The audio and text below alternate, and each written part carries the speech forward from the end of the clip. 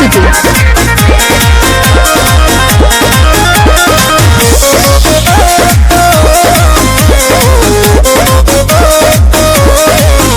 अब देखो अपन रहवा हो हमर जाता रे हो के बिया हवा हो। काट देवे लड़ीस ना भगे।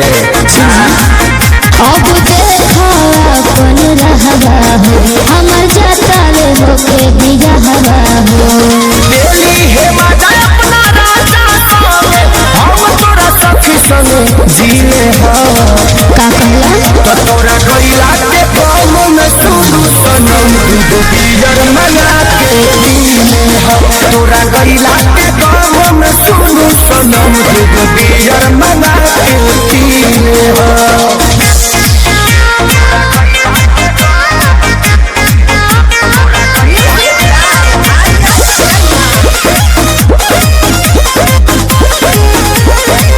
कहल बात पर ध्यान तू लगई हो कोनो गलत कदम ना उठई हो।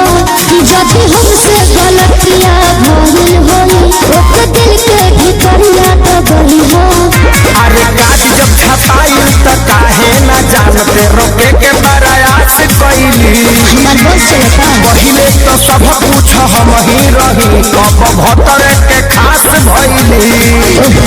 हो सब तरफ हमके देना ही मिलले तो इले हो।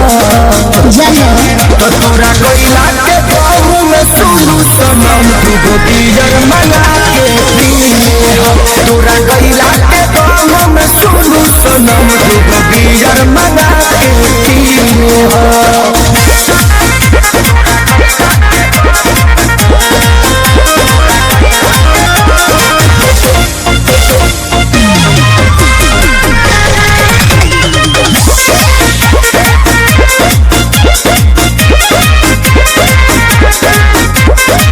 सुनो सुनो ना बात यारवा अब छूटा त मोर नहीं हरवा।